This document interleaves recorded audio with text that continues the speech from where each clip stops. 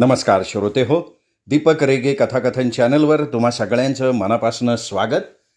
श्रोते हो, आज तुम्ही ऐकणार आहात वृंदा दिवाण यांच्या मनाचे खेळ या कथासंग्रहातली कथा खेळ आणि खेळिया.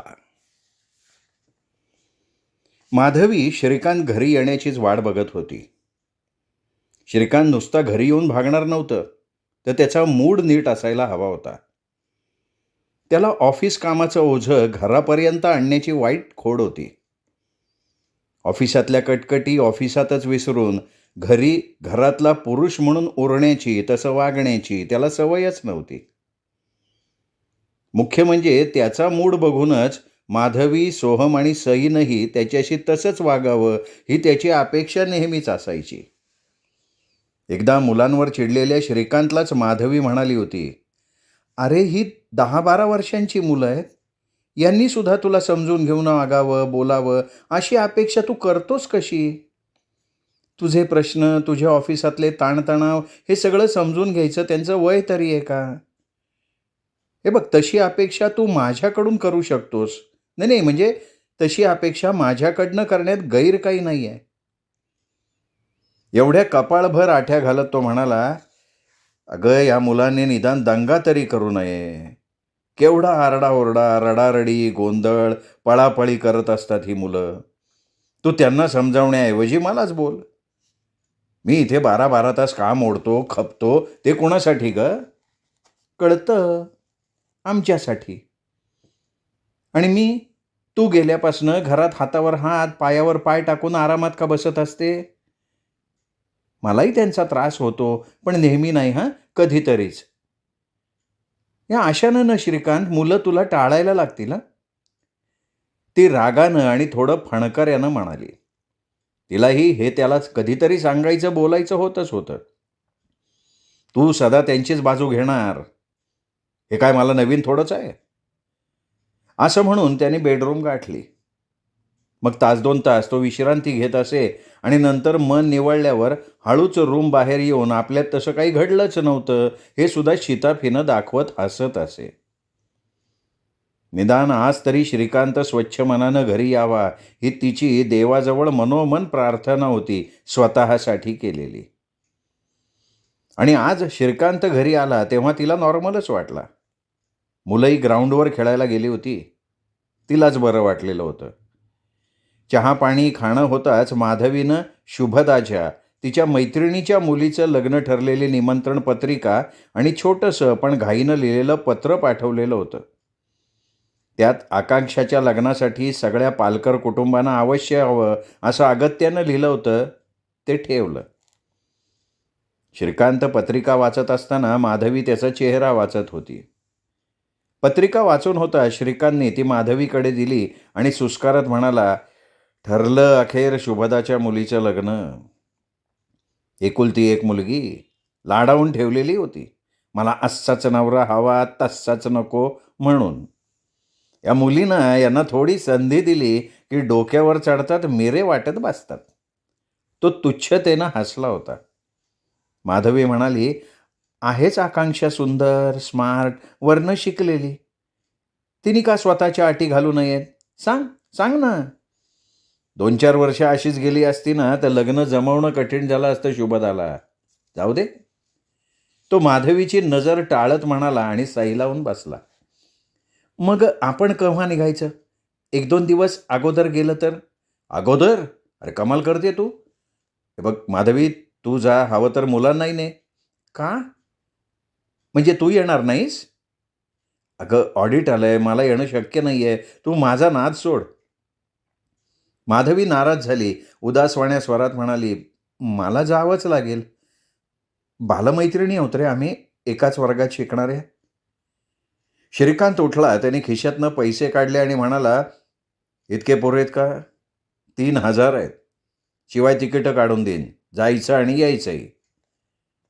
उगाचच कातर स्वरात माधवी म्हणाली, "अरे पण तू आला असतास तर?" "नाही म्हटलं ना मी. तुला नको म्हणतोय का मी? पैसेही दिलेत." तो उठून बाहेरच गेला. त्याच्या वागण्यात सरळ सरळ तुटकपणा होता. माधवीचे डोळे भरून आले स्वतःसाठी. हे यांचं नेहमीचंच आहे. माझ्या माहेरची ना ती. याच्याकडचं कोणाचं काही असतं तेव्हा हा माझी फरफट करणार. माधवीनं पैसे कपाटात ठेवले आणि तीही बाहेर त्याला शोधत आली. माधवीनी त्या 3,000त अजून पैसे घालून छान तिला हवा तसा आहेर घेतला, फराळाचं करून घेतलं आणि ती तयारीला लागली. तिची तयारी बघून तर तो अजूनच सुखावला. आपण सुटलो असा त्याचा आविर्भाव होता. घरून निघताना माधवी म्हणाली, तुम्ही पुरुष ना, बायकांना सगळं सुख कधी देणारच नाही. आयुष्यभर हातचं ठेवूनच वागणार. घरी वेळेवर ये, फराळाचं करून ठेवलंय, शिवाय आता शिवाय काय? मित्र जमवून पार्टी करू नका घरी. घरात 8 दिवस त्या कसल्या तरी ड्रिंक्सचा वास मारत होता मागच्या वेळी. तिला आणि गेल्या वर्षीचा प्रसंग आठवला. बाच्याच्या मुंजीला ती माहेरी गेली होती. हा रजेचा प्रश्न काढून मुंज होताच टकला होता. आणि नंतर 2 दिवसांनी ती मुलांसकट परतली तर घराचा नुसता बार झालेला होता. रिकाम्या बाटल्या, ग्लासेस, विस्कटलेल्या चादरी आणि काय काय. आता नुसतं आठवलं तरी तिचं अंग शहारलं होतं. आपलं हक्काचं घर असावं आणि बायको मुलांसकट काही दिवस कुठेतरी जावं, यापेक्षा पुरुषांना आनंदाचा तो क्षण दुसरा नसावा. श्रीकांतसारखी माणसं अशा संधीची वाट बघत असतात. आत्ताही त्यांनी तेच केलं होतं. नेहमीसारखी माधवी तनामनावरचा ताण विसरून घरी परतली तर घर कंजारणीसारखं पूर्ण पारोसं, अस्ताव्यस्त. तिच्या सुखावर पाणी ओतलं सगळं. अख्खा दिवस घर आवरण्यात गेला. बेडवरच्या चादरी काढायला लागली. गादी पलटली तर गादीखाली सॅटिनचा परकर, ब्रा, लेडीज निकर, हातरुमाल आणि पिनासुद्धा. ड्रेसिंग टेबलवर मेकअपचं सामान, लिपस्टिक आणि मोठ्या टिकल्यांचं पाकिट, त्यातल्या 3-4 टिकल्या वापरलेल्या. या सगळ्या वस्तूंनी तिच्या सुखाला, मनःशांतीला काडीच लावली. अगोदर ती संतापली, नंतर तोंडावर हात घेऊन रडायला लागली. मुलं बाहेर होती. हंबरडा फोडून मोठ्यानं तिला रडताही येईना. ओढणी तोंडावर घेऊन ती हुंदके दाबत राहिली. त्या वस्तू कोणा सभ्य बाईच्या तिला वाटल्याच नाहीत. कोणा बाजार बसवीच्या वापरातल्या होत्या त्या नव्हे असाव्यात. तिने स्वतःशीच केलेला तर्क. एक मनाला दिलेला दिलासा. कोण असेल ती? याला कुठे भेटली? अगदी तिला घरापर्यंत आणण्याची याची हिंमत कशी झाली? ती नुसती बाहेर बैठकीतच येऊन बसून गेली नव्हती, तर श्रीकांतनी चक्क तिला त्याच्या आणि तिच्या बेडवर झोपवलेलं होतं. ती दोघं नुसती थोडी झोपली असतील. ज्या जागेवर श्रीकांत आणि मी, तिथे आणि त्या तसल्या बाईला आणली, झोपवली, तिच्याशी रतिक्रीडा केली. नुसत्या विचारांनी तिला गरगरलं, मळमळलं. तिच्या मनात प्रश्नपक्षी फडफडत राहिले. तिच्या मनात आलेल्या प्रत्येक प्रश्नानं तिला रक्तबंबाळ केलं. जखमी पाखरासारखं ते विवल होऊन तडफडू लागलं. दुःखावेग ओसरला तशी ती स्वतःशी स्थिर झाली. भडकलेली आग विझून जावी पण धग बाकी उरावी तशी तिची स्थिती झाली. काही काळ ती शक्तिपात व्हावा तशी बसूनच राहिली. बायका किती विश्वासानं पुरुषाची साथ देतात. जन्मोजन्मी हाच पती मिळावा म्हणून व्रतवैकल्य करतात. आणि पुरुष त्यांच्या अस्तनीतले निखारे होऊन त्यांना छळत असतात. तिला वाटलं. तिच्या दुःखी मनात याशिवाय अन्य विचार येणंच शक्य नव्हतं, निदान आत्ता तरी. श्रीकांत घरी येताच मुलांदेखत काही विचारणं शक्यच नव्हतं. आडून आडून बोलून वार करूनही उपयोग नव्हता. तिने विचार करून तो घरी आला तरी त्याची दखल न घेण्याचं ठरवलं. त्या तेवढ्या निर्णयावर ती तूर्तास सुखावली. शहाण्याला शब्दांचा मार म्हणतात, पण अतिशहाण्याला? तिला त्या बाजूनं विचारच करवेना. भर चौकात आपण लुबाडले गेलोय अशी विचित्र भावना तिच्या मनभर भिरभिरत राहिली. कमालीचं अपमानित वाटलं. तिने कशी तरी चादर बदलली, तिच्या एका ओढणीत त्या सगळ्या वस्तू गोळा केल्या आणि कपाटात ते सगळं ठेवून दिलं. पुरावा हाती लागला होता, तो जपणं भाग होतं. तो निदान त्याच्या नजरेला पडणार नाही ह्याची काळजी घेणं क्रमप्राप्तच होतं. तिने कपाटाची चावी लपवून ठेवली, कारण कपाटात ते ठेवलेलं होतं. तिच्यासाठी धनाचं गाठोडच. आणि त्याच्यासाठी माहीत नाही. तो घरी परतला, तो हॅपी मूडमध्ये. शीळ घालत त्याने वॉश घेतला, कपडे केले. तिने केलेला चहा घेताना म्हणाला, काय कसं काय झालं आकांक्षाचं लग्न? लग्न बाकी छानच झालं असणार म्हणा, श्रीमंत बापाची लाडकी लेक. तो बोचरं हसला. सई म्हणाली, बाबा, मावशी तुमची आठवण काढत होती. माधवी ओट्याशी काम करत त्याला पाठमोरी होऊनच गप्प, घुमीच. त्यानं कब्बशी सिंकमध्ये ठेवताना मागून तिला कवेत घेत विचारलं, काय झालंय डार्लिंग? फार थकलीस? पैसे पुरले ना? त्याने हनवटी तिच्या खांद्यावर घासली आणि थोडी लाडानं दाबली. पुरे रे, असं म्हणत ती त्याच्यापासून दूर झाली. मागच्या गॅलरीत जाऊन उभी राहिली. डोळे वाहत होते. का आपण त्याचा स्पर्श झडकारला नाही? का? तिचं मन आत खदखदत राहिलं. कुठे आणि कशा आपण दुबळ्या होऊन जातो तिला कळेना. आपण असं काही वागलो तर चालेल का ह्याला? हा चालवून घेईल? शी, आपण सुद्धा कसला विचार करतोय? तिला आपल्या अंगाभोवती कोणीतरी काटेरी फांदी घासत नेल्याची जाणीव झाली. हळूहळू वाढली, ती व्यथित झाली. तिसऱ्या दिवशी कपाटात एक पर्स दिसली, लाल भडक लिपस्टिकच्या रंगाची. तिनं ती रागानं चेन ओढून आत पाहिलं तर तिला आत काही दिसलं नाही. लिमलेटच्या गोळ्यांचं पाकिट होतं फोडलेलं, पण तसंच ठेवलेलं. तिने मग त्याच्यावर पाळत ठेवायला सुरुवात केली. त्याच्या मोबाईलवरचे नंबर तो आंघोळीला गेल्यावर चेक केले. त्याच्या शर्ट पॅन्टचे खिसे चाचपडून बघितले. तिला काय म्हणता काही मिळालं नाही. पण जे मिळालं होतं ते खरं होतं, असावंच हा तिच्या मनाचा विश्वास होता. तिने मग तो ऑफिसात केव्हा पोचला, तिथून किती वाजता निघाला वगैरे अवघड गणित मांडावं ना तसं मांडून स्थिर चित्तानं सोडवलं. कुठेच काही मिळालं नाही. कुणाजवळ मन मोकळं बोलावं अशी जागाही नव्हती. इथे तिच्या ओळखीच्या होत्या त्या सगळ्या बायका, एक तर तिच्याच वयाच्या, पैकी काही जणी नोकरी करणाऱ्या.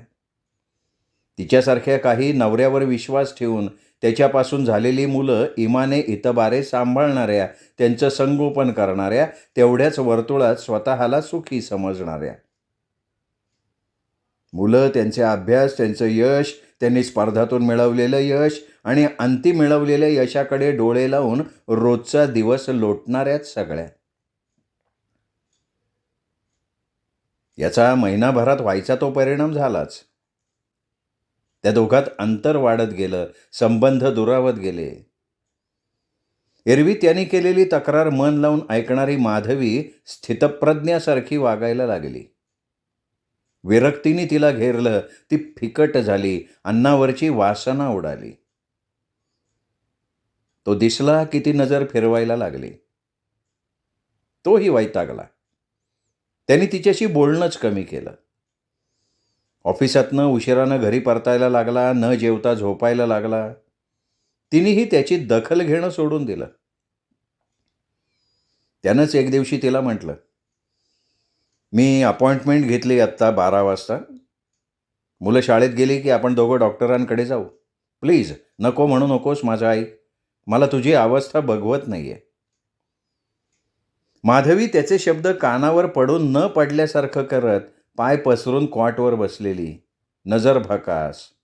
तिच्या भावपूर्ण डोळ्यातल्या सगळ्या भावना संपून गेल्यासारख्या. बेडरूममधून बाहेर पडताना तो डोळे पुसतच बाहेर पडला. एकदा त्याला वाटलं, शुभदाशी आपणच जाऊन बोलून यावं का? तिथेच काही घडलंय का? नाही, नसावं. पण मग तिथून आल्यापासनं ही अशी उद्ध्वस्त का? माझ्याशी हिचं खरं वैर का? कशासाठी? असं कसं आपल्या जीवाभावाच्या माणसाचं प्रेम आटून जाऊ शकतं? कसं? का? तोही थोडा त्रासलाच होता. प्रश्न पाचोळा होऊन त्याच्या भोवती फेर धरून नाचत राहिले. तो मध्यंतरी शनिवार धरून शुभदाला भेटूनही आला. त्यांनी वरवर माधवीची तिच्याकडे चौकशीही केली. का हो? असं का विचारताय? काय झालंय? कारण इथून तर ती आनंदात गेली. मला तिच्याकडे यायचा आग्रह सुद्धा करत होती ती. श्रीकांत तिथून हताशपणे परतल्यावरच त्याने डॉक्टरांची वेळ घेतली. त्याच्या मनावर आता डबल ताण होता. घर आणि ऑफिस अशा दोन्ही ठिकाणांचा. पूर्वी म्हणजे 2च महिन्यांपूर्वी तो घरासंबंधी, तिथल्या बारीक सारीक प्रश्नांसंबंधी माधवीमुळे निश्चिंत असायचा. ती मागेल तेवढे पैसे हातात ठेवले की झालं. ती सगळं या आघाडीवर मॅनेज करायची. पण आता टेकूचा खांबच डगमगत होता. हे सगळं असंच अजून काही दिवस राहिलं तर? त्याला पुढे जाऊन विचारही करवेना, तिची अस्वस्थताही बघवेना. तिचं खरं कुठे बिनसलंय, कुणामुळे बिनसलंय त्याला कळून येईना. पण ती आपल्याला नजरेनंही टाळतीये हा त्याचा होरा बरोबर होता. ती फक्त त्याच्याशीच तसं वागत होती. मुलांशी नेहमीसारखी वागत होती. त्यांना जवळ घेणं, कुरवाळणं, अश्रू ढाळणं तिचं सुरू होतं, पण ती फारशी बोलत नव्हती. रात्री ती मुलांच्या जवळ झोपत होती, त्यांच्याच रूममध्ये. श्रीकांतची कणभरही दखल घेत नव्हती. तो ऑफिसला गेला काय, ऑफिसातून आला काय, याच्याशी तिला थोडंही सोयर सुतक नव्हतं. तो आपला चहा स्वतःच करून घेत होता. तिने गेल्याच आठवड्यापासनं संपूर्ण स्वयंपाकाला बाई लावली होती. तीही दोन्ही वेळच्या. वरण भात पोळ्या तयार असायच्या. भाजी कधी असायची, कधी नाही सुद्धा. ती त्याच्यासोबत जेवायची नाही. त्याने आग्रह केला तरी म्हणायची, माझं जेवण झालंय. ती तो जेवेपर्यंत तिथे थांबायची नाही. ही तिने त्याला शिक्षाच दिली होती. फक्त त्या शिक्षेचं कारण त्याला कळलेलं नव्हतं. त्यामुळे तोही वैतागला होता. तोही घरी आला तर कधी जेवायचा, कधी जेवायचा नाही. झोपही रात्री नीट यायची नाही. जोडीदाराची साथ म्हणजे काय असतं हे त्याला कळून येत होतं. सुखाच्या संसाराला कीड लागलेली होती. मुलंही हवालदिल झालेली होतीच. त्यांचे खाण्याचेही हाल होत होतेच. श्रीकांतला स्पष्ट दिसत होतं की माधवी काही बोलत सांगत नसली तरी तिची तब्येत बरी नाहीच आहे. तिची तब्येत दिवसेंदिवस खालावतीच आहे. तिचं स्वतःच्या खाण्यापिण्याकडे, कपड्यांकडेही लक्ष नाही आहे. त्याला स्वतःशी विचार करून सुद्धा कारण गवसत नव्हतं. तोही त्यामुळे थोडा आतून बेचैनही होता. हिनी घडाघडा बोलावं, भांडावं, ओरडावं असंही त्याला मनापासनं वाटत होतं. त्याच्याविषयीचं असलेलं प्रेमच पार नष्ट झालं होतं. खंत त्याची होती. कुठे कुणाला काय विचारावं, कुणाचा सल्ला घ्यावा कळत नव्हतं. शुभदाकडे जाऊनही त्याला काही गवसलं नाही. फक्त मोघमपणे त्यांनी म्हटलं होतं, हल्ली ती फार गप्प गप्प असते. मुख्य म्हणजे इथून आकांक्षाच्या लग्नाहून आल्यापासनं तिचं कुठे काय विस्कटलंय मला कळत नाही. मुलांकडेही पूर्वीसारखं तिचं लक्ष नाही. मोघम तक्रार त्यांनी केली होती. यावर शुभदा म्हणाली होती की ती कदाचित तुमच्यावर रुसली असेल, कारण मला ती म्हणाली होती की ह्यांना तुझ्या वतीनं मी आग्रह केला होता, खूप आग्रह केला होता, पण यांनी ऑडिट आलंय असं सांगून मला कटवलं.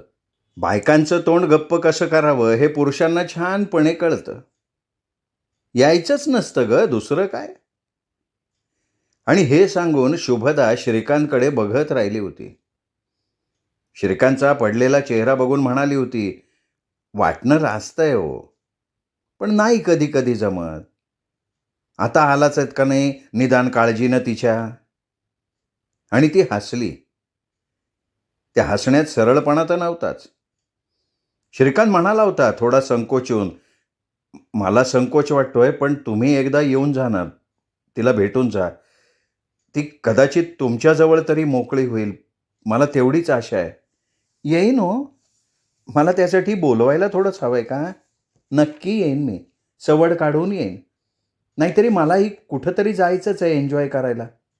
तिने पुस्ती जोडली. तिने त्याला जेवायला घातलं, सोबत मुलांसाठी खाऊ दिला. येईन मी, तुम्ही निश्चिंत राहा असा विश्वास दिला.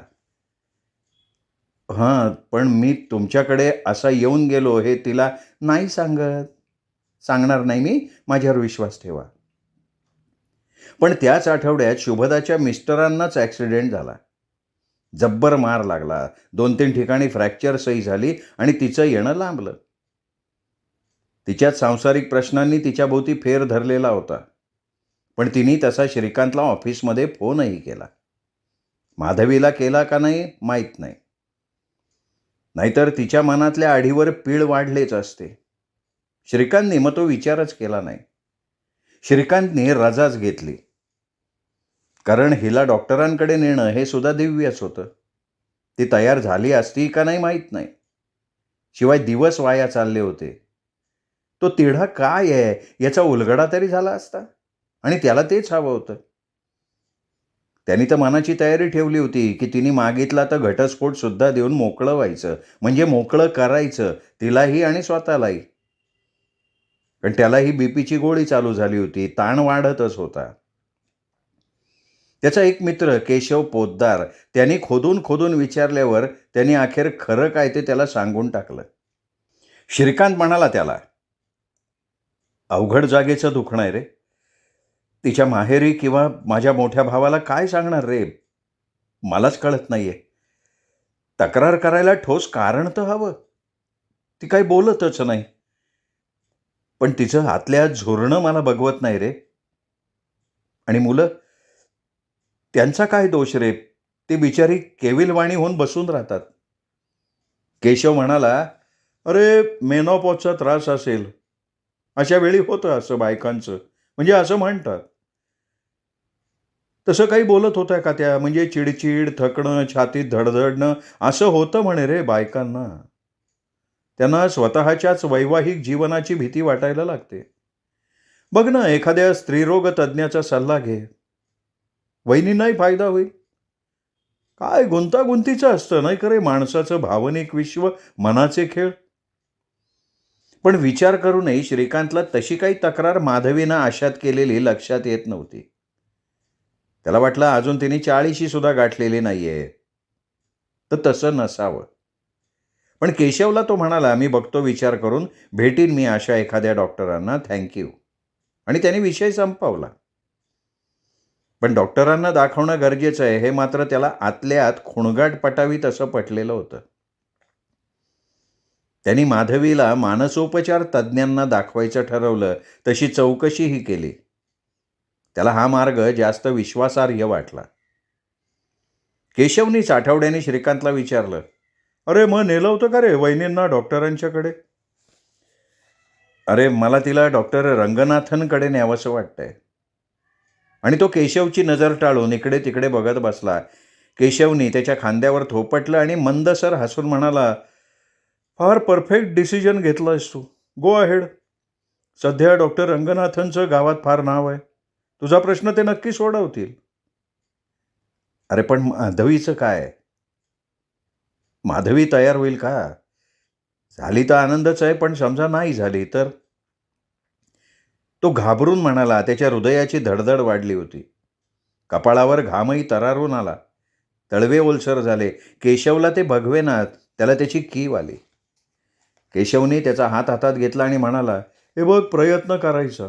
एकदा, दोनदा, तीनदा यश येणारच आहे. तसं माणूस अशा गोष्टींना तयार होत नाही, पण सध्या बऱ्याच प्रश्नांवर हा एकमेव उपाय आहे. माणसाचं मनही शरीरासारखं आजारी पडू शकतं हे आपण मानायला तयारच नसतो. पण बदलत्या काळातल्या ताणतणावांनी ग्रस्त आणि त्रस्त होऊन जातो रे माणूस.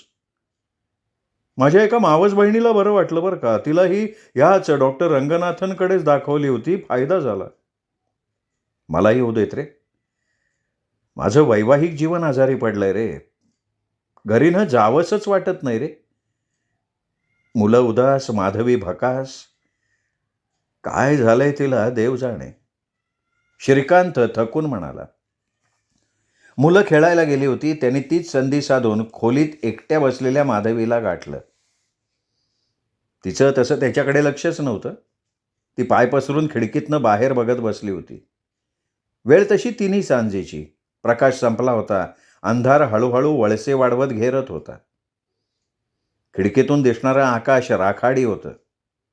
खिडकीतून बघणाऱ्याच्या नजरेला पलीकडचं झाड, त्याच्या फांद्या फिसकारल्याचा भास होत होता.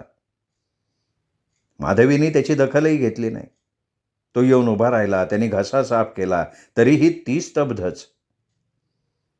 त्यांनी हळू आवाजात हाक मारली. माधवी, मी काय सांगतोय ते ऐकतेस का? तिने नजर किंवा मान न वळवता फक्त होकार भरला. क्षणभर त्याला वाटलं हिच्याजवळ पलंगावर बसावं, हिचा हात हाती घ्यावा, फुंकर मारावी, तसा त्यावरून आपला स्पर्श फिरवावा हाताचा. पण त्याचं पाऊल पुढे पडलं नाही. तो म्हणाला, हे बघ, उद्याच आपण डॉक्टर रंगनाथनकडे जाऊन येऊया. मी त्यांची तशी फोन करून वेळ घेतली आहे. प्लीज येशील ना माझ्याबरोबर? मी त्यासाठी रजासुद्धा घेतली आहे ग. तो स्वरावर ताबा ठेवत सावकाश म्हणाला. क्षणभर ती शांत, लाटच नसलेल्या जलाशयासारखी. त्याचाच धीर सुटला. तो अगतिक झाला. त्याला तिचा रागही आला. तो थोडा संयम ठेवून हळूच म्हणाला, तुला यायलाच हवं. माझ्यासाठी नाही, मुलांसाठी तरी. हां? ती थंड स्वरात म्हणाली, मला काहीही झालेलं नाहीये असं तुला वाटतंय अगं. निदान दाखवून यायला काय हरकत आहे? तू जा. तुलाच त्याची गरज आहे. तो तिथून वळताना म्हणाला, मी मी सुद्धा दाखवतो त्यांना. आपण दोघंही भेटूया, मग तर झालं. काय अवस्था करून घेतली आहेस का स्वतःची? मी किंवा मुलं कशी सुखी आनंदी राहू शकतो सांग ना. तुला काय होतंय, कशामुळे होतंय ते तर सांगशील. तू जे काही बोलशील ना ते ऐकून घ्यायची माझी तयारी आहे अगं. तो शरणागती पत्करून म्हणाला. तिच्या अजून थोडा जवळ गेला. ती ताडकन उठली आणि सोहम सई हाका मारत बाहेर निघून गेली. तो निराश झाला. पण त्याला वाटलं, आपण हिला डॉक्टर रंगनाथनकडे न्यायचंच. बघूयात तर हिला काय झालंय ते. त्यांचं शास्त्र हिच्या केसचा कसा अभ्यास करतंय ते तरी बघू. रात्रभर त्याला झोप लागलीच नाही. तो जेवलाही नाही. मुलं सकाळी नेहमीप्रमाणे शाळेला गेली. तो कपडे करून समोर येऊन तिला म्हणाला, मी रिक्षा आणतोय. आपण डॉक्टरांच्याकडे जाणार आहोत. मी तुझं कणबरही ऐकणार नाही. तू तमाशा केलास तर हाताला धरून रिक्षात कोंबीन तुला. तिला असं दटावताना त्याला स्वतःत विलक्षण थरथर जाणवली. खरं तर अशा आवेशात तो तिच्याशी आजवर कधी बोलला नव्हता. पण प्रसंग आला की माणसाला पवित्रा बदलूनच वागावं लागतं, हेही त्याला आतून जाणवलं. तो रिक्षा आणायला गेला. त्याने ठरवून थोडा वेळ लावला. तिला तयार व्हायचं तर आपण तिला थोडा वेळ द्यायला हवा, हे त्याच्या लक्षात आलं होतं. खरं तर कॉर्नरवर रिक्षा स्टँड होता, पण तोच थोडा घुटमाळला. ठरवून. त्याला वाटलं, घेतलीये तर झेप, काय हाती येईल माहीत नाही. पण झाडू घेऊन झाडलं की लक्षात न आलेली जळमटही लक्षात येतात, झाडली जातात, खोली कोपऱ्यात स्वच्छ होते असं म्हणतात. मनाचंही तसंच असावं. हा एक त्याचाच विचार, सोयीस्करपणे केलेला. तो आला तर ती साडी बदलून, केस वगैरे आवरून तयार. त्याला वाटलं, पण ते त्यांनी तिला उघडपणे दाखवलं नाही. कुलूप घेतलं, दारा खिडक्या बंद केल्या, पैसे घेतलेत ना चाचपडून बघितलं आणि निघाला. ती पुढे, तो मागे. रिक्षात ती त्याचा स्पर्श होणार नाही अशी सावरून बसली. बाहेरच बघत होती. तोही एक त्याला टाळण्याचा बहाणा, हे त्याच्या लक्षात आलं. थोडंसं हसूही आलं. कालपर्यंत आपल्याशी हीच आहे का ती? त्याला विचार करवेना. तोही तिचं राखलेलं अनोखेपण जपत राहिला. त्याला समाधान याचं होतं की ती अखेर डॉक्टरांकडे यायला तयार झाली. त्यांच्या अगोदर 2 पेशंट होते. नंतर त्यांचा नंबर लागला. दोघेही आत गेले. डॉक्टरांना नमस्कार केला त्याने. ती फक्त ओठातनं हसली हे त्याने टिपलं. त्यांनी मग त्याला मांडता येईल तशी केस मांडली. तिचं मैत्रिणीच्या मुलीच्या लग्नाला मुलांसह जाणं, त्याचं ऑडिट असल्यामुळे सोबत न जाणं, तिचं परतल्यावर असहकाराचं बोलणं, त्याचं शुभदाला भेटणंही त्यांनी सांगितलं. तेव्हा तिने चमकून मान वळवून त्याच्याकडे बघितलं. असं होय, असं नजरेनं म्हणत होती ती. डॉक्टरांनी मग तिच्याशी विचारणा केली. ती गप्प, काहीच सांगेना, खाली नजर घालून बसलेली, खिन्नशी. डॉक्टर म्हणाले, आता मी दोघांशी निरनिराळं बोलणार आहे. तुम्ही तर तुमचं म्हणणं सांगितलंय. आता मी त्यांच्याशी बोलेन वेगळं. तुम्ही बाहेर बसा. नंतर मी बोलवतो तुम्हाला. नाहीतर उद्या किंवा परवा आपण बोलू. काय कराल ना सहकार्य? डॉक्टरांनी त्यालाच विचारलं. तो खजील झाला. अहो हे काय असं, म्हणजे डॉक्टर, त्यासाठी तर मी तिला इथे घेऊन आलोय ना. माझ्याच्यानं हिची अवस्था बघवे ना. बाई म्हणजे घरची काय असते हे मला या 2-2.5 महिन्यात कळून आलंय डॉक्टर. तो हळवा झाला, वळून बाहेर गेला, दार लोटून गेला. क्षणभर भयान शांतता त्या केबिनमध्ये पसरून होती. माधवी खाली बघत बसली. डॉक्टर तिला निहाळत होते. ते काहीच बोलले नव्हते किंवा त्यांनी काही तिला विचारायला सुरुवातही केली नाही. तिची खुर्चीतच चुळबुळ वाढली. तीच आपणहून हसत डॉक्टरांच्याकडे बघून हसली. ते हसणं तसं प्रसन्न होतं. ती स्वतः नॉर्मल होऊ पाहत होती. तिनेच विचारलं, डॉक्टर विचारा ना, तुम्हाला काय विचारायचंय ते. नंतर हे आत येतील. 2 वाजता मुलं घरी येतील. चावी ही शेजाऱ्यांच्याकडे दिलेली नाहीये. लवकर जावं लागेल घरी. घरी जायचंय ना, मग तुम्हीच बोला. आपणहून मला तसं तुम्हाला काही विचारायचं नाहीये. आज तुमच्याकडे वेळ नसेल तर, म्हणजे मुलं घरी येणार असतील तर उद्या या, परवा या. काही नाही, घाई नाही. तुमच्या सवडीनं या, पण तुम्हीच बोला. सांगा, तुम्ही सांगा. त्यांनी कशी त्यांची बाजू मांडली तशी. काय जे मनात असेल ते, किंवा काहीच नसेल तर तसंही.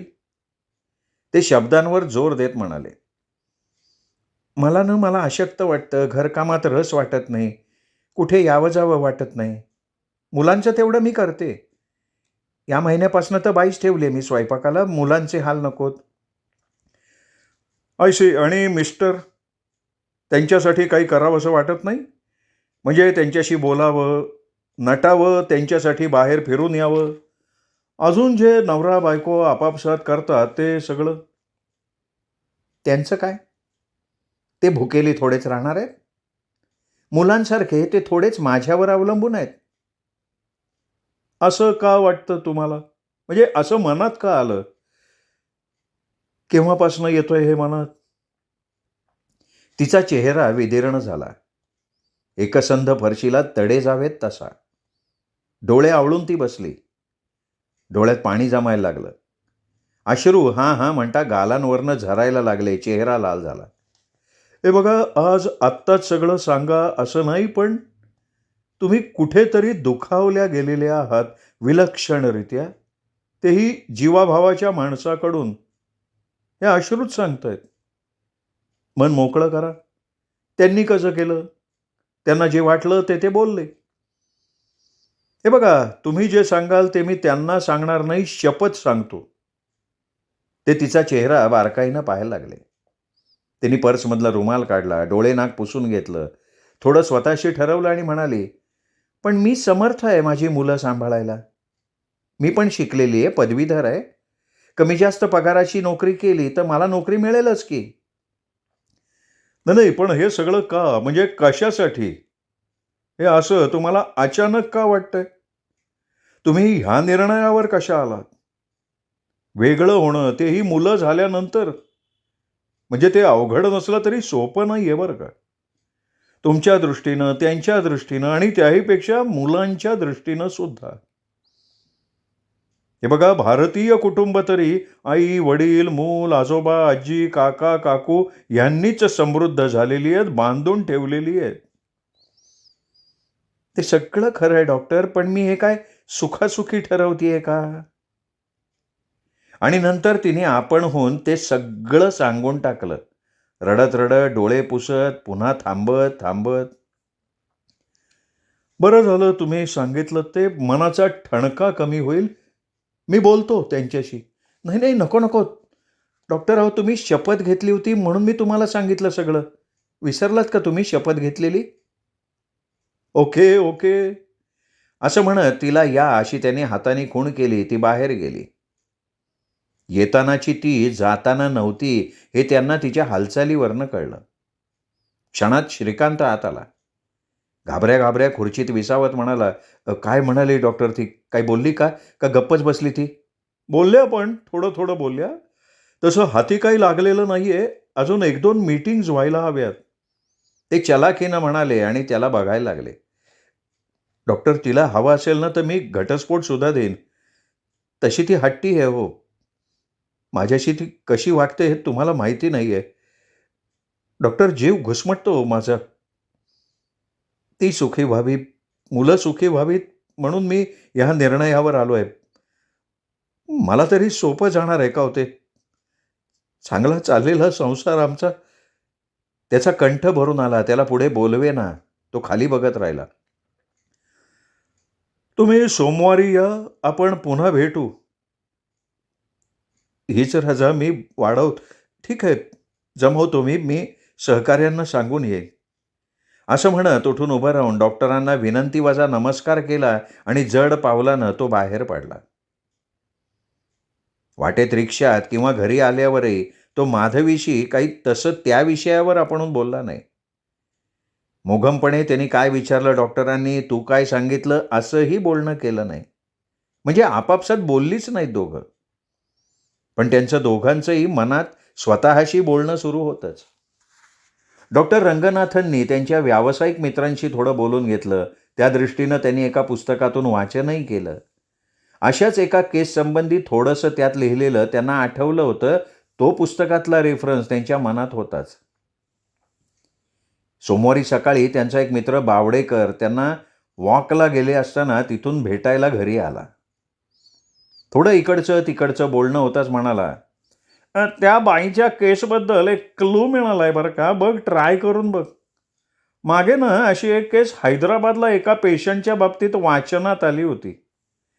आपला संजय आपटे नाही का, तो असतो हैदराबादला. त्यांनी सांगितलं 1000 किंवा 10,000 अशी एखादी केस असते. आणि तो डॉक्टर रंगनाथनचा अंदाज घेण्यासाठी थोडा श्वास रोखून थांबला, त्यांची प्रतिक्रिया आजमावण्यासाठी. अरे सांग ना मग, आपण प्रयत्न करून बघू. ठीक आहे मग ऐक. काय झालं, एक पेशंट होता असाच त्याच्या बायकोला संशय आला. पण तसा ठीक पुरावा गवसत नव्हता. कोण ती बाई असावी? थेट आपल्या नवऱ्यासारखी पण फॅशनेबल कपडे घालणारी. ती त्या बाईच्या एका नातलगाला दिसली. दिसताच नजर फिरवून गेली ती. असं 2-4 वेळा वेगवेगळ्या गावी झालं म्हणे. मग तिने त्या मैत्रिणीला विश्वासात घेऊन विचारलं की तुझ्या नवऱ्याची कोणी जुडवा बहीण जत्रेत हरवली आहे का? तिलाही आश्चर्य वाटलं. तिने वर्णन केलेलं त्या फॅशनेबल बाईचं वर्णन थेट तिच्या नवऱ्याशी मिळतं जुळतं होतं म्हणे. तिने नवऱ्याला खोदून खोदून विचारलं, त्याने नकारच दिला म्हणे. शेवटी ती म्हणाली, खरं सांगा नाही तर मी घर सोडून जाईन कायम. पदरी 4 मुलं 2 मुली. त्याला भीती वाटली आणि तिने सांगणार नाही असं म्हटल्यावर त्यांनी सांगितलं म्हणे की मधूनच ना त्याला परगावी गेला की स्त्रीचा वेश करून हिंडावं फिरावं असं वाटतं, मनसोक्तपणे हिंडावं असं वाटतं. असं वर्षातून 2 वर्षातून 3-4 महिने फिरून तो नेहमीच्या पॅन्ट शर्टमध्ये घरी येतो. आनंदाने पुढचे काही महिने राहतो. आपल्या बायकोत मुलाबाळात संसारात रमतो. आहे का नाही ही गंमत? माणसं भूत होऊनच आत्म्यानं जगत नाहीत या जगात, तर स्वतःच्या मनासाठी असे वेश बदलून सुद्धा जगून राहतात.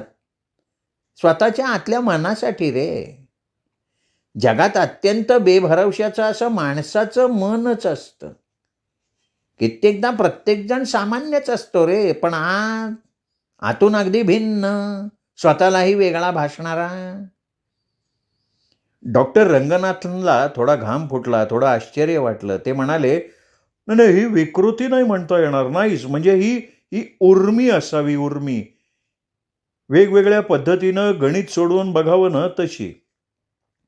अरे तू सांगत होतास ना, काही अंदाज येत नाहीये, म्हणून मग मी विचार केला. विचार केला, केला, केला आणि ही आयडिया लक्षात आली. वाटलं तुला सांगून बघावं. आता या बाईच्या नवऱ्याची केस कदाचित अशी नसेल किंवा असेल सुद्धा, कोण जाणे. तो अनेक गर्भितार्थ दर्शवणारा हसू हसून गेला. डॉक्टर रंगनाथही विचारात गढून गेले. इकडे माधवीच्याही लक्षात आलं की थेट तिच्या एका डिझायनर साडीला ते सगळं म्हणजे परकर, ब्रा, निकर मॅच होणारं होतं. ही साडी तर त्या बाईने नेसली नसावी, म्हणून तिने पडताळून बघितलं तर शंकेला जागाच उरली नाही.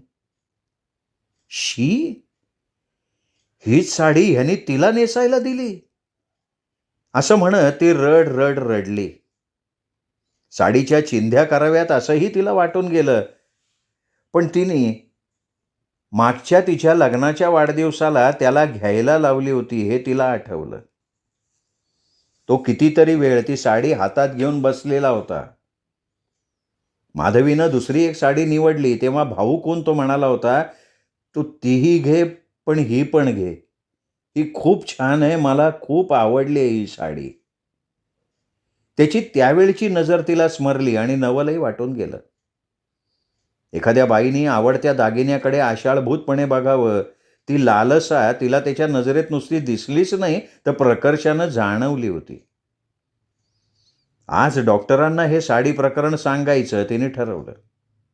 वेळ ठरली होती, त्यामुळे त्यांना आत जायला फार वेळ लागला नाही. अर्ध्याच तासात दोघं डॉक्टरांच्या पुढे होती. डॉक्टर दोघांकडे बघून हसले. त्यांनी विचारलं, "काय आज रजा का सहकार्याला सांगून आला?" तो संकोचून म्हणाला, "हाबडे आलोय." डॉक्टर म्हणाले, तुम्ही बाहेर बसा, आज अगदी यांच्याशी बोलतो." श्रीकांत बाहेर गेला. डॉक्टरांना ते साडी प्रकरण तिने सांगितलं आणि ती शांत बसून राहिली. खिन्नता तिचा चेहरा मात्र व्यापून होती. एखादा लेप द्यावा तशी. डॉक्टर म्हणाले, मी जो तर्क करतोय किंवा केलाय तो मला तुमच्याशी बोलून पडताळून बघायचा आहे. तुम्ही तो माझ्या तपासाचा प्रयत्न म्हणून बघा." डॉक्टर, आता मी अशा स्थितीला येऊन पोचले ना, की जे काही समोर येईल त्याला सामोरं जायची मी तयारी केली आहे. एवी तेवी संस्कार उस्कटलाच आहे, तर तिने खुर्चीतच सावरून बसणं त्यांच्या लक्षात आलं. त्यांनी मग, "ही काल्पनिक कथा नाहीये, तुमच्याच सारख्या एका स्त्रीच्या नवऱ्याच्या स्वभावाचा हा किस्सा आहे," असं म्हणत मित्रांनी सांगितलेला किस्सा तिला सावधपणे सांगितला. माधवीची ही गोंधळलेली अवस्था स्थिर होती पाहतीये असं त्यांना जाणवलं. तरीही आपल्याच नवऱ्याबाबत काही वेगळं निघावं याचं दुःख तिच्या मनात असावंच. ते प्रकट झालं नाही, पण दिसत होतं. डॉक्टरांनी ते टिपलं. "हे बघा, ही विकृती नाहीये. यावर वेगळी ट्रीटमेंट द्यावी अशी गरजही नाहीये. ही त्यांच्या आंतरिक भावभावनांची एक तीव्र उर्मी असावी. तुम्ही ती समजून घ्या. तशी कुणी स्त्री त्यांच्या आयुष्यात नाहीये, पुढेही येणार नाहीये, म्हणजे नाहीच." तरीही माधवीचा चेहरा उतरलेला होता. डॉक्टर एखादं तत्वज्ञान सांगावं तसं म्हणाले, "तो खेळीया. तो आपणच बनवलेल्या माणसाशी काय काय खेळून बघत असेल हे त्याचं त्याला माहिती. आपण फक्त नाचणारे, तो नाचवणारा, मजाही बघणारा." एक सूक्ष्मसा खेद त्यांच्या शब्दात होता. त्यात माणसाची एकूण असहाय्यता ओतप्रोत भरलेली होती. "डॉक्टर, मी प्रयत्न करीन मुलांसाठी, माझ्यासाठी नाही. नाही असं म्हणू नका. लग्नानं माणसं समोरच्याला त्याच्या स्वभावानुसार स्वीकारतात. म्हणजे दोघंही एकमेकांना. ते किती बेचैन होते ते पाहिलंय मी. तुम्ही त्यांना काहीही न विचारता त्यांना स्वीकारा. तुमचा संसार पुन्हा रुळावर येईल. ओके. माधवी पर्स घेऊन बाहेर गेली. डॉक्टर रंगनाथनना वाटलं गंमत आहे जगण्यात, माणसं समजावून घेण्यात. तेवढ्या श्रीकांत आत आला. डॉक्टरांनी त्याला स्त्री वेशात मनातून पाहिला. त्यांना स्वतःशी खुदकन हसू आलं, पण ते त्यांनी चलाखीनं लपवलं. ते श्रीकांतला म्हणाले, मी समजावलंय त्यांना. आता पुन्हा लगेच यायची गरज नाही. होईल सगळं, हळूहळू नीट होईल, काळजी करू नका. तरीही तो धाडकन निश्वासत खुर्चीत विसावला. श्रीकांतला त्यांनी 1-2 टॉनिकच्या गोळ्या लिहून दिल्या. कागद पुढे करत म्हणाले, हे महिनाभर घ्या, तुम्हालाही अशक्त वाटणार नाही. श्रीकांत समाधानानं खुर्चीतनं उठला. त्याने डॉक्टरांना विश केलं. डॉक्टर रंगनाथनही मनापासून हसले आणि त्यांनी दुसऱ्या पेशंटला बोलवलं. नंतरही डॉक्टर रंगनाथननी त्यांना 15-15 दिवसाच्या गॅपनी बोलवलं, कारण एकदम इतका मोठा आजार बरा झाला हे स्वीकारायला माणसाचं मन तयार नसतं. श्रीकांतला नाही, पण माधवीला त्यांना हळूहळू सुधारलेलं बघायचं होतं. ती बरी झाल्यानं तिचा उद्ध्वस्त होणारा संसार पुन्हा त्याच जोमानं उभा राहिलेला त्यांना बघायचा होता. जन्म घेतलेल्या पहिल्या 8 वर्षात तरी स्त्री आणि पुरुष हे सारखीच शारीरिक परिस्थिती अनुभवत असतात. त्यांच्यातल्या जातींची नर आणि मादी म्हणून वाढ व्हायला निसर्गतः सुरुवात होते. तिथून शारीरिक बदलाबरोबर मानसिक बदल व्हायला सुरुवात होत असते. कित्येकदा ही वाढ नैसर्गिक असते, पण कधीकधी कुठेतरी गुंता पडून जातो आणि निराळ्या प्रकारे त्या व्यक्तीचा भावनिक विकास व्हायला सुरुवात होते. वरवर सगळं नॉर्मल असतं, पण आत गुंतागुंत वाढत जाते आणि मग पुढे काही प्रश्न निर्माण होतात. हार्मोन बदलांमुळे ते होत असतात, पण हे आतले बदल स्वीकारणं कठीण जात असावं. अर्धनारी नटेश्वराची संकल्पना त्यातूनच पुढे आली असावी. पुरुषात स्त्री असतेच आणि स्त्रीतही काही अंशानं पुरुष वास करत असतो. जिथे तोल सांभाळला जातो तिथे संतुलन टिकतं. पण श्रीकांतसारख्या एखाद्या व्यक्तीबाबत मध्येच आंतरिक उर्मी प्रकर्षानं डोकं वर काढत असाव्यात. त्यांच्या मनाचा संपूर्ण ताबा काही काळ घेत असाव्यात, हेही तेवढंच खरं आहे. जो ह्या प्रश्नांना समजावून घेईल, त्यातला गुंता सोडवील, तो सुखी होणार. आणि म्हणून डॉक्टर रंगनाथनसारख्या तज्ज्ञांची समाजाला, कुटुंबाला गरज आहे नव्हे, ती असतेच. श्रोते हो, तुम्ही ऐकत होतात वृंदा दिवाण लिखित कथा खेळ आणि खेळिया.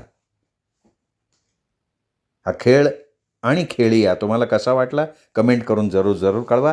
ही कथा आपल्या कथाप्रेमी मित्रपरिवारात, नातेवाईकात शेअर करा आणि भेटत राहा दीपक रेगे कथाकथन चॅनलवर अशाच उत्तमोत्तम लेखकांच्या कथा कादंबरी ऐकण्यासाठी. नमस्कार.